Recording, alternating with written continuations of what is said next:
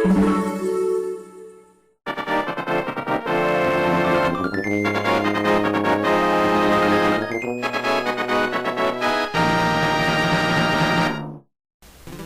back, guys, to another Friday Gamer Log.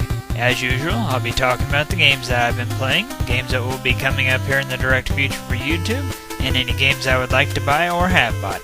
So, without further ado, let's get this thing started. Alright, as far as Earthbound is concerned, I finished off the 7th and 8th Yor Sanctuary zones. I forgot to get footage of the 7th Sanctuary boss, but here's Carbon Dog. Carbon Dog went out really easily. One multi-bottle rocket did the job. Then he became Diamond Dog, who also went out pretty easily. They weren't hard at all, at least in my opinion they weren't. As soon as I defeated Diamond Dog, I got the last Yor Sanctuary song for the Soundstone, and this little cutscene here played, where it played all the songs and everything, and then another little cutscene happened right after that, where Ness was like seeing all the stuff that he'd been gathering up since he first went to Giant Step. He was slowly putting together like one big memory from his childhood, like from whenever he's a baby anyway. And you've seen all of his memories come together. It's like you're putting together a puzzle of sorts. As soon as that little black and white cutscene got over and everything, I went to Magicant. I always liked the little memory cutscene. Seeing King as a puppy was kind of cute, I thought. As soon as I went to Magicant, I didn't really have many problems here at Magicant at all. Every time that I come to Magicant, of course you have to fight the Ness's Nightmare. But every time I come to Magicant, I make sure that Ness has all the bags of Dragonite that I've collected up to this point, because I never really use them anywhere else. I don't never need them or anything, so I save them for this point. And I just spammed the bags of Dragonite, and I killed off the Ness's Nightmare really, really quickly. I'd say like maybe 3-4 turns, something like that. Whatever the case, he went down really easily. He always does if you prepare well. As soon as the scene with Ness's Nightmare got over and he was all defeated and everything, Ness finally absorbed all the powers of the Soundstone into him. And of course he gets really powerful after that because he gains a lot of stat boosts from all the sanctuaries that you visited, which is really nice.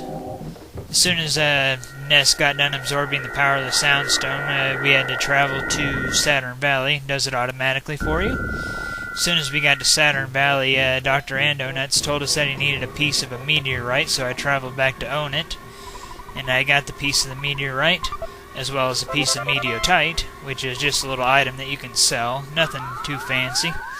I took the meteorite piece back to Dr. Andonuts, and he used it to help to finish fixing up the phase disorder. Phase disorder took us here, which is a little cave in the Lost Underworld. We used that to get here, then the Star Master appeared and awakened the power of Starstorm Omega and Pooh, which is pretty good. I always liked Pooh as a character. I really like the fact that he can turn into his enemies and everything, and I just feel like he could have a little bit more PP. Other than that, I really do like Pooh. As soon as all that got done, the cutscene happened where all the characters became robots. Then after that, we traveled back in time so that we could fight Gygas. Like I was saying though, Pooh, I believe, learns more spells than any other character. But the thing that I don't care for the most about him is he doesn't seem to have as much PP as anybody else, especially for how many spells he has. But I guess if they gave him a whole bunch of PP, then he'd be kind of overpowered. They kind of gave him a little bit less PP to balance him out some, I suppose. Which is okay, I guess. As soon as I traveled back in time and everything, of course I made my way to Gygas and everything, fought off Pokey in his heavily armored vehicle. And that's really all that you can do against the first form, of course. Then I made my way through the battle to the point of where I had to start praying, and finished off Gygas. He wasn't too bad. Ness and Pooh died. Paula and Jeff both survived because Paula had the C pendant and Jeff had the night pendant, so Gygas' little flash effect from his little random attacks didn't affect them at all. I always make sure to give at least one of those to Paula since she has to do all the praying and everything. To be honest, it probably would have been more wise if I would have given one of those pendants to either Ness or Pooh to help keeping everybody alive with their healing spells or whatever, but whatever. We made it through the battle, and that's all that matters. As soon as the battle against Gygas got over and everything, the characters' spirits returned back to their bodies and Saturn Valley and everything.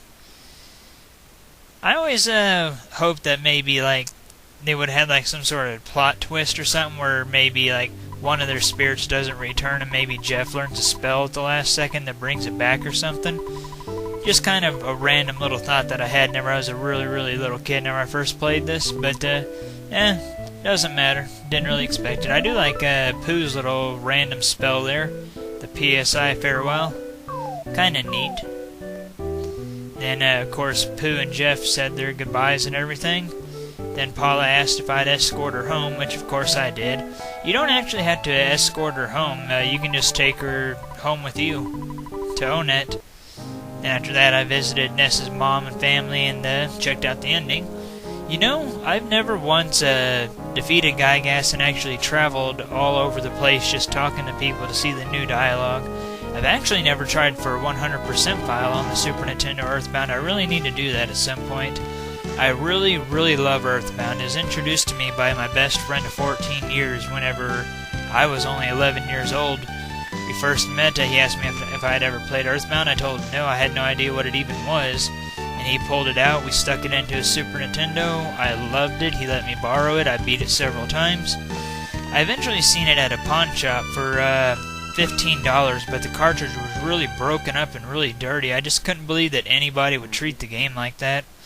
I eventually got it for $60 at a local video game store, and it is in perfect condition. Not a scratch, no problems with it, it plays great, it is in perfect condition. I was so happy. And, it's really great to have done another run of Earthbound. It had been way too long. I really love the Earthbound series, the Earthbound and Mother series. One of my favorite RPG series of all time. And it just felt great to do another run. I'll probably do another run here in the future. I don't know how long, but at some point or another I will. And I think the next run I do, I'm going to try for a 100% file. We'll see what happens. I like this little Easter egg here after you've beaten the game. If you wait a few minutes or so, this little cutscene happens where you hear knocking. I remember the first time I ever seen this, I thought that a New Game Plus was getting ready to happen. But turns out Picky's waiting at the door, reads a letter from Pokey to you. Kind of a funny little hidden ending of sorts. I always did that whenever I was younger, even in games like Mega Man X. Even after the credits rolled and everything, I always still sat there and left the game on for another few minutes to see if there's anything else that I made absolutely sure that I wasn't missing anything. And, like I said, it felt great to do another run of Earthbound for the Super Nintendo. As far as Earthbound 2/Mother 3 for the Game Boy Advance goes, I destroyed the Mecha Drago in Chapter 1. All that I really needed to do is get another piece of food, like beef jerky, I think is what I got, and I managed to get through the fight just fine. As soon as the battle against the Mecha Drago got over, this little cutscene happened here. Looked like Flint was about to kill off the Mecha Drago for good because it stood back up and everything. Then the little Drago's baby came out and started to jump in front of Flint and everything. They decided not to hurt the Drago anymore because they didn't want the baby Drago to face the same fate that Lucas and all them have to put up with, not having their mother around anymore.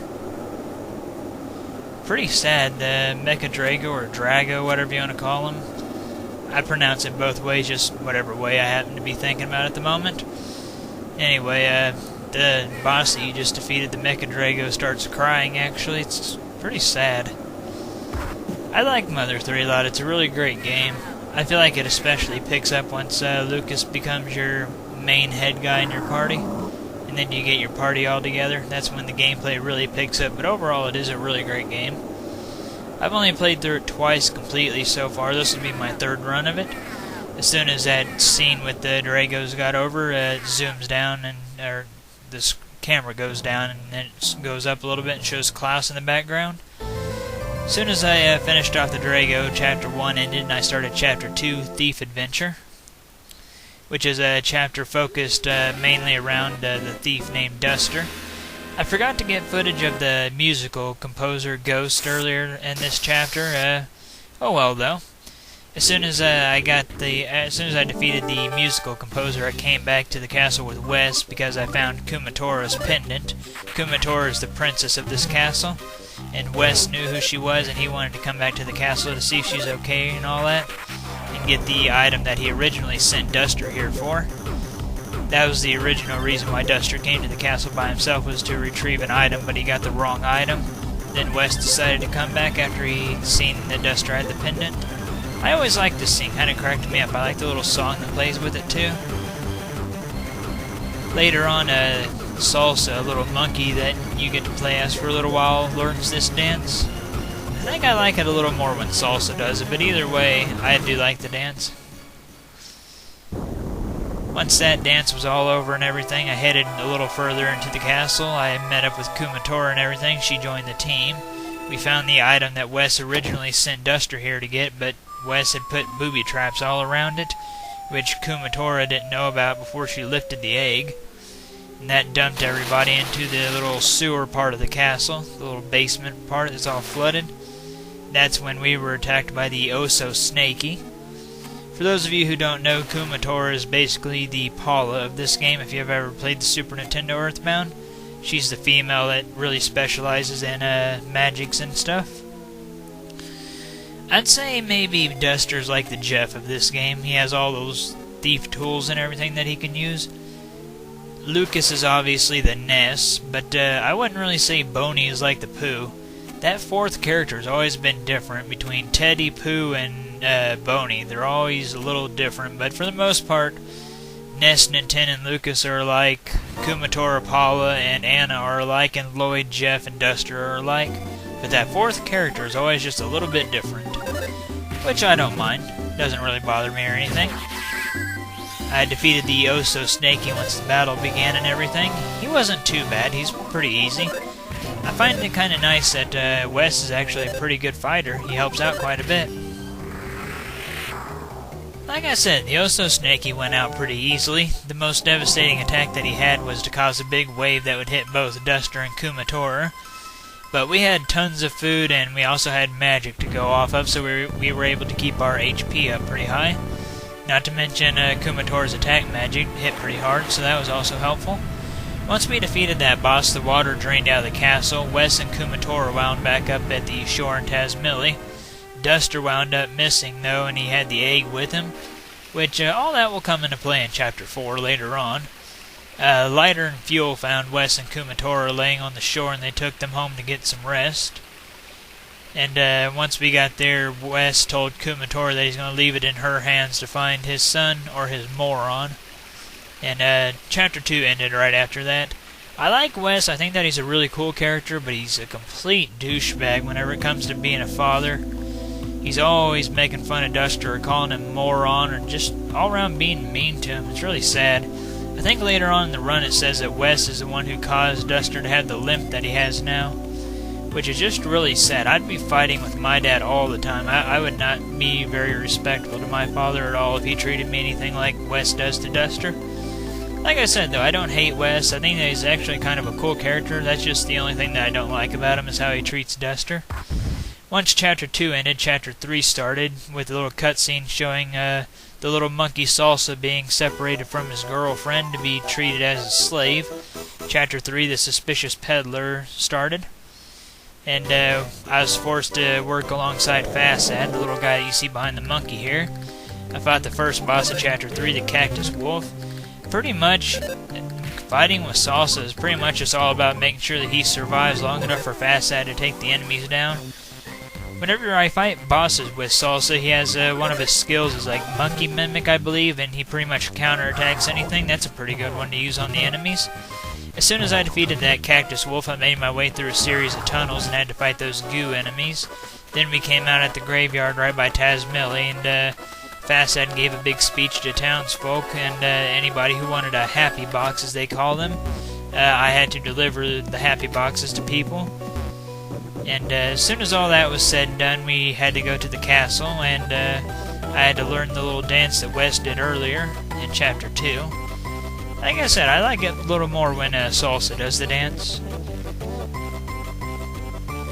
I think Salsa's a really cute monkey, and I feel really bad for what's happened to him, how he had to become a slave and how he got separated from his girlfriend.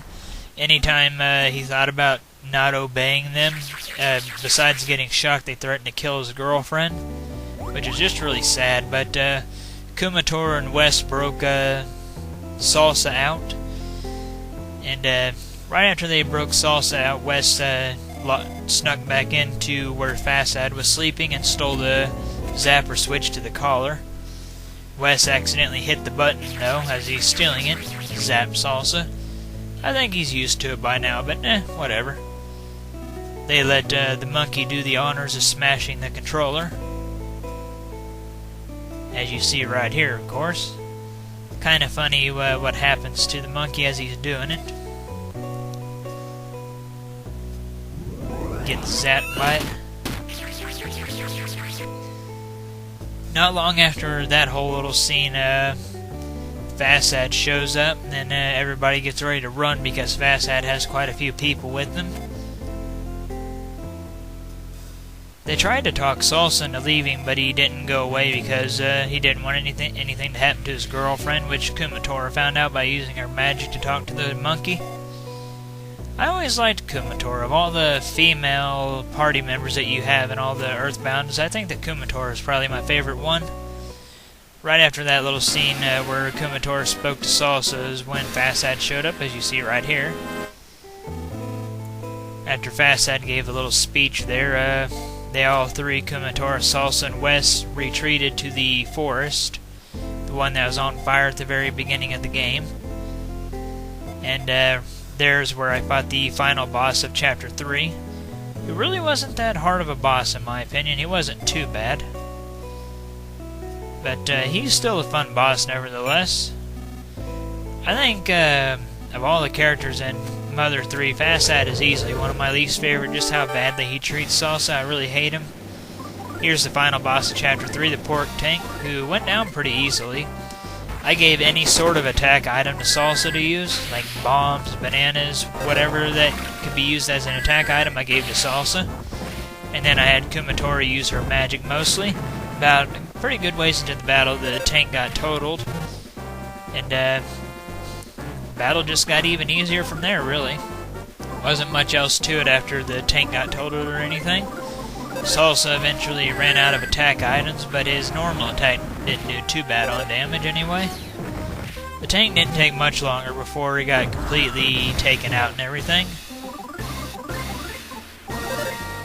I liked Salsa a lot. I thought that he's a pretty fun character, even though he's kind of weak and mostly relied on Fasad to do his attacking for him. That or using attack items, of course. I would have liked to have seen him return to the team for maybe as a permanent member later on in the game. Maybe give him a few weapons to use, kind of like how Boney gets to equipped armors and stuff.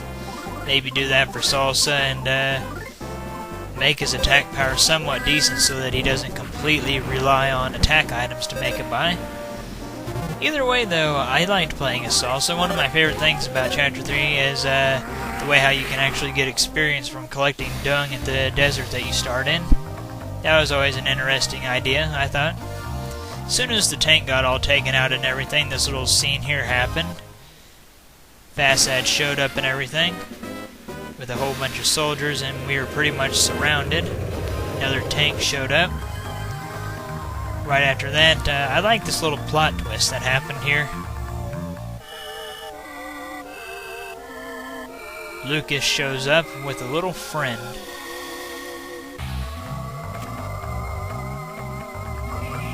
This plot twist makes me happy because Fasad gets what's coming to him. Also, I apologize for any audio desync in the Mother 3 recordings. Sometimes it does that and it can get really, really annoying. After a few minutes of taunting, Lucas here, the big guy, shows up. Lucas decided to bring along his brand new friend. Look who it is.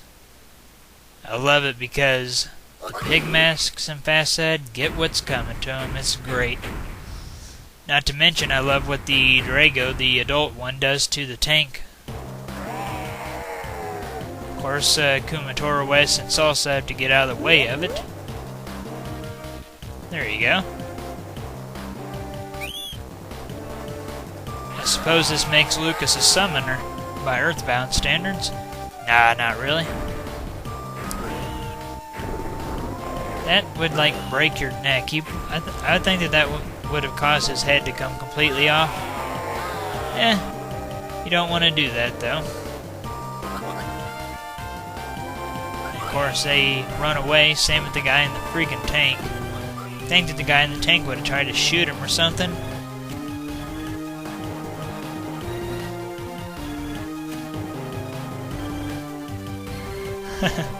I love that Salsa's the one who gets to tell the Drago when to attack.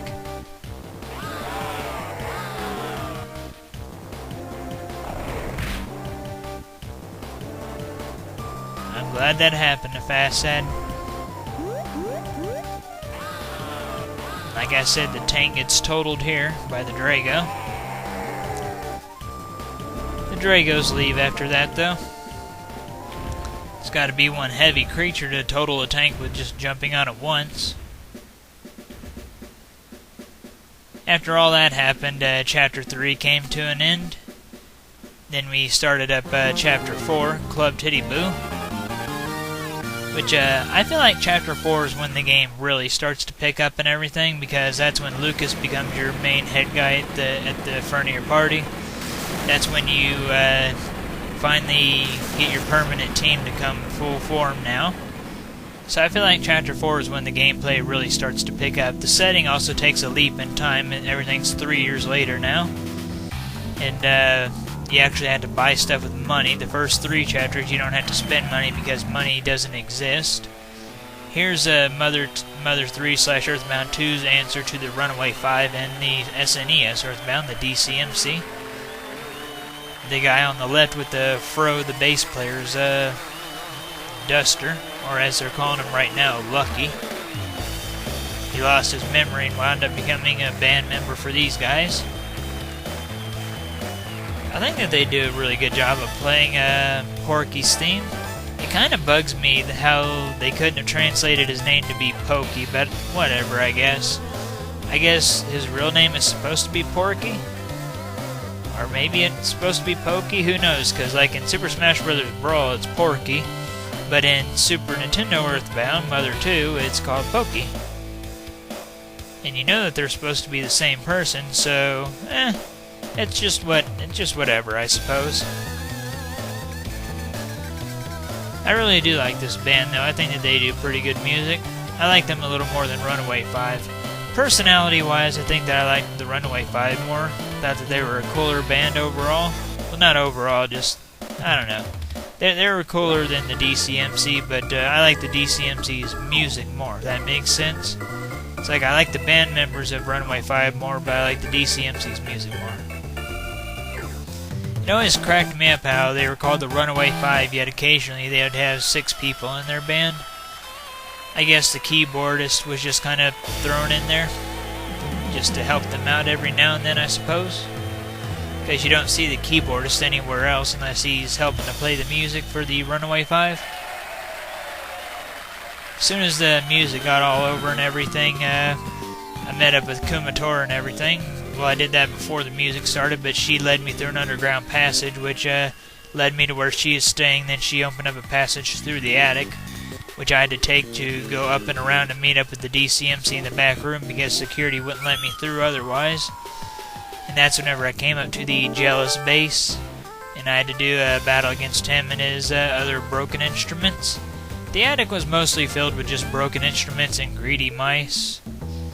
As soon as I defeated the Jealous base, we hopped down though. Boney had to put on human clothes to get into the club because they wouldn't allow animals. I had to do stone sheet clippers with all the DCMC members to get Duster to join my team again. After talking for a few minutes, Duster remembered where he had put the egg and everything. He said he fully remembered where he put it before. The ending to Chapter 4 I always thought was kind of touching, the way how the DCMC members see off Duster, or lucky to them. I think another reason why I like the Runaway 5 a little more than the DCMC is because they get a little more involved in the story, it seems. With the way how they give Ness rides on their bus and the way how they help Ness destroy that robot later on in the run. Although the second bus ride that they give the group later on is kind of pointless since you have PK teleport by that point. Still though, at least they're trying to help. I mean, since you bailed them out and all, I guess. But I think that's probably the biggest reason why I like the Runaway 5 a little more. And they get Venus to sing with them in the second concert. Duster remembered back to whenever he first arrived at Club Titiboo, the bouncers were pushing him around and the DCMC took him in. Became their bass player, he had to practice all the time. I remember the first run I ever did of this game, whenever I heard Duster was the bass player, I was thinking bass guitar, like not a stand-up bass, but you know, like a bass guitar. Kind of threw me off, but I think that's what the game designers were going for with that joke. Like I said, as soon as the music ended and everything, that's whenever Chapter 4 came to an end. I like the DCMC's slogan or saying or catchphrase or whatever, Ton Nagasa. Kind of sounds cool, I think. The name of the club is kind of different. Club Titiboo. Titiboo, whatever. Yep, as soon as all that got done and everything, Duster decided to come on out, and it was time to leave Club Titiboo and go to the Unknown Valley, as Kumatora calls it. Lucas sent a carrier pigeon to Wes, because Wes asked him to do that if he found Duster. As soon as all that ended, we started up Chapter 5, the Thunder Tower, I believe is what it's called. The whole story behind that is back whenever I delivered happy boxes to the people who wanted them in Tasmillia, anybody who didn't want a happy box got struck down by lightning out of nowhere. It's because of the Tower of Thunder. Porky and all them were striking down the people who lived in Tasmillia that weren't taking the happy boxes. Turns out a happy box is like a TV. Duster remembered where he had put the egg and everything. He put it inside of this clay man here. So that was our first objective in Chapter 5, was to seek out the clay man. Once the flashbacks and everything ended, it went back to present time. It showed Lucas, Kumatora, Duster, and Boney all at the Unknown Valley. I find it kind of funny that Boney is still wearing his clothes for a while still yet. He does eventually take them off, but I found it funny that he left them on for a while before taking them off. We did find the clay man. Once we found it, the clay man kind of went berserk, started running all over the place. He'd run backwards, and he took off with the egg inside of him. And of course we had to give chase to the clay man and everything. Not long after that, we wound up at a building. Once I went inside, the pig masks that were there mistook Lucas to be their commander, and they gave Lucas a new outfit, and same with the other characters. The clay man eventually wound up getting pushed into the back of a truck, and they were taking him to a dump site. We had to continue to give chase. I like how even after Duster puts on the pig mask outfit, he still walks with a limp. Just the little details. I like that they kept that around instead of just making him run normally.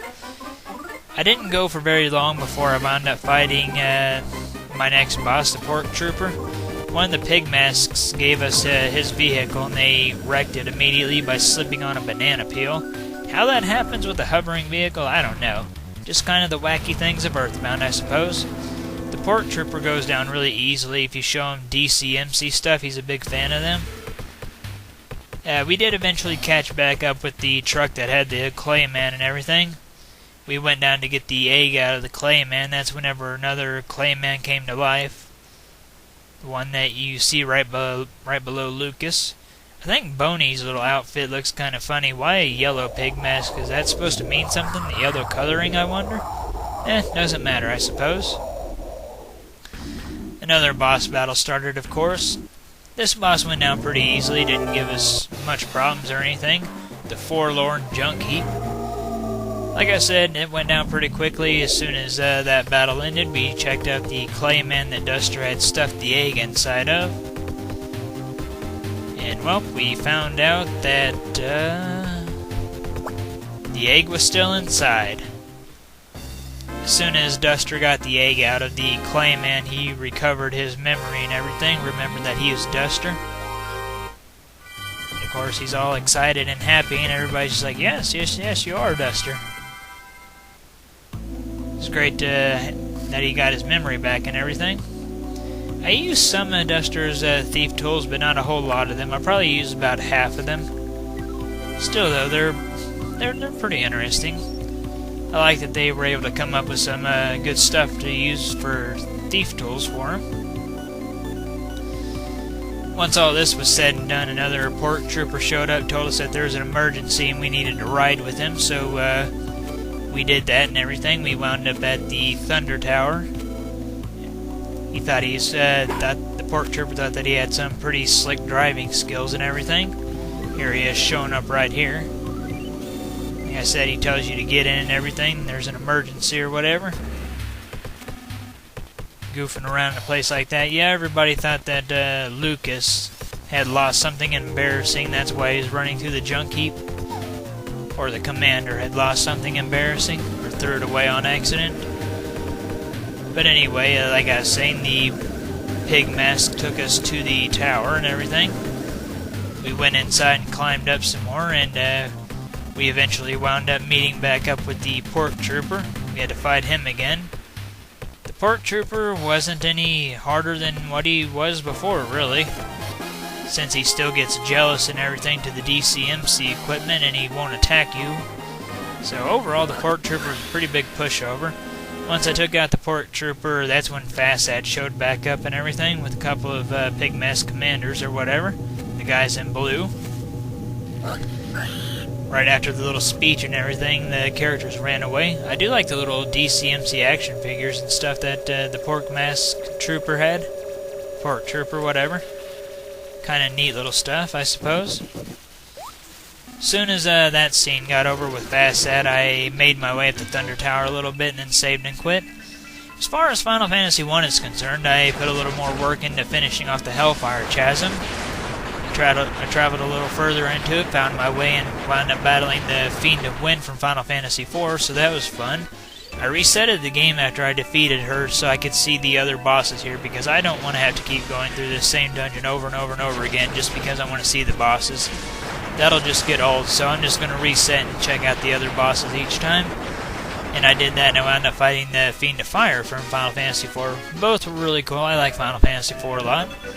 As soon as I defeated the Fiend of Fire, though, I left the Hellfire Chasm and saved and quit there. I will eventually finish off this run of Final Fantasy I, but I do want to see the bonus dungeons before I do finish it off for good. As far as the all-color mage run of Final Fantasy V is concerned, I made a little bit more progress. I defeated the Tyrannosaur within like 2 seconds using a Phoenix Down, killed it in one hit. I accidentally used the first Phoenix Down on myself, but that's alright. So far this run hasn't been too hard or anything. I accidentally missed a blue magic spell that I wish that I would have gotten whenever I did. Missile, I accidentally missed getting that one. I still don't have it, but I will get it eventually and everything. After I saved this Moogle and everything, I wound up going to the Moogle village. Moogle, Moggle, whatever you want to say. I always pronounced it Moogle. It makes sense with 2 O's. Like, what does a cow say? Moogle. But yeah, like I was saying, I went to the Moogle Forest, or Moogle Village, whatever you want to call it. The Moogle led us there, showed us which path to take. If you go through the sand, a lot of powerful enemies will attack you and everything. Once we got to the Moogle Forest and everything, they, like, telepathically got a hold of the Moogle that hangs out with Krill at Galif's Castle. And then Krill flew the Haru, the dragon, over to the Moogle Forest. Picked everybody up, and then we went back to the castle. I like Krill and all, but overall I think that I like Galif a little bit more.